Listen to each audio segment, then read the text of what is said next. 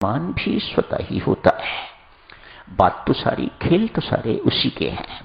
वह व्यक्ति क्रोधी भी होता है जिसके अंदर ईर्ष्या होती है। सो अनेक सारी अग्नियां इकट्ठी होके तो उस व्यक्ति के भीतर को जला के राख कर देती है, किसी काम का नहीं रहने देती। इसकी तुलना साधक जनों, संत महात्मा ऐसी अंगीठी से करते हैं। पुराने वक्तों में कोयले की अंगीठियां हुआ करती थीं। यदि कुछ दिनों के बाद उनके अंदर से लिपाई नहीं की जाती थी तो वो अंगीठी जर्जर हो जाती थी, तो किसी काम की नहीं रहती थी। संत महात्मा कहते हैं ये जितनी भी अग्नियां हैं, चाहे ईर्ष्या की अग्नि है, क्रोध की अग्नि है, वैर द्वेष की अग्नि है, ये सारी की सारी अग्नियां मिलके हमें बिल्कुल उसी अंगीठी की तरह जर्जर बना देती हैं, मानो किसी काम की नहीं रहने देती। और तुलना देते हैं ईर्ष्यालु की।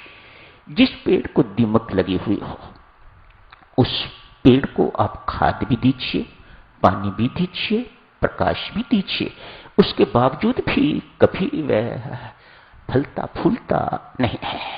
ऐसी ही हालत ईर्ष्यालु की हुआ करती है। सब कुछ होते हुए भी कुछ नहीं होता। क्यों?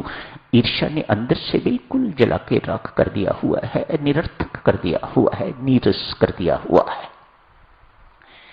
चांगदेव बाघ की सवारी करते हैं ये दिखाने के लिए कि मैंने हिंसक पशुओं पर भी अपना नियंत्रण किया हुआ है। अपनी सिद्धियों का प्रदर्शन अब करने जा रहे हैं। बाघ की सवारी की है, सर्प की लगाम बनाई है, कोबरा की, नागिन की लगाम बना के तो सिद्ध चांगदेव चल पड़े हैं। सूचना मिली संत ज्ञानेश्वर को कि इस प्रकार से सिद्ध चांगदेव मुझे मिलने के लिए आ रहे हैं। मिलना तो बहाना ही है, अपनी सिद्धियों का प्रदर्शन करने के लिए आ रहे हैं, अपना बड़प्पन प्रदर्शित करने के लिए आ रहे हैं। परमेश्वर की कृपा कुछ इस प्रकार की होगी। संत संत ही ठहरे, भक्त भक्त ही ठहरे, अतएव मन ही मन सोचा इसे सिद्धियों का अभिमान नहीं होना चाहिए। इसने तपस्या तो करी है, लेकिन ये अभिमान इसका किसी न किसी ढंग से दबाना चाहिए, मरना चाहिए। ये संत की, भक्त की भावना रहा करती है। ये परमात्मा की भावना भी इसी प्रकार की है। वह भक्त का सब कुछ सहन कर सकता है, लेकिन उसके अंदर अभिमान सहन नहीं करता। अतएव जब जब उसे मौका मिलता है परमात्मा देव को उनके अभिमान का भक्षण करता रहता है, खाता रहता है अभिमान अपने भक्त का, ताकि भक्त निरअभिमानी बने। इसके अंदर अभिमान बिल्कुल लेश मात्र भी नहीं होना चाहिए। आज साधक सुनो, संत ज्ञानेश्वर उन्हें उनकी बुद्धि को सद्बुद्धि बनाने के लिए क्या करते हैं? कहते हैं जिस वक्त ज्ञानेश्वर को सूचना मिली तो वे चौके में बैठे हुए थे, जहां खाना इत्यादि बनता है, चौका होता, उस चौके में बैठा है। संत की ज्ञानेश्वर ने तत्काल चौके को हुक्म किया, चल चौके सिद्ध चांगदेव के पास।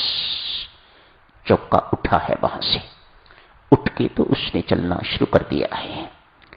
जाके सिद्ध के पास पहुंचा। सिद्ध क्या देखता है? शर्मिंदगी महसूस हुई।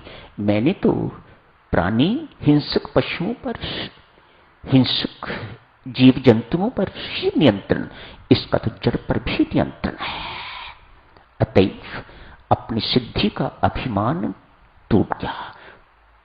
ऐसे लगा कि एक झटका सा मुझे लगा है।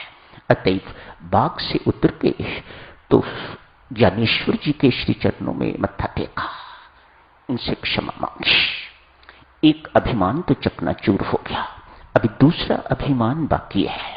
उसे ये भी अभिमान है कि मैं बहुत बड़ा गुरु हूं, मेरे बहुत से शिष्य हैं, मेरे बहुत से अनुयायी हैं। साधक जनों, ये ईर्ष्या हम सामान्य व्यक्तियों में नहीं हुआ करती।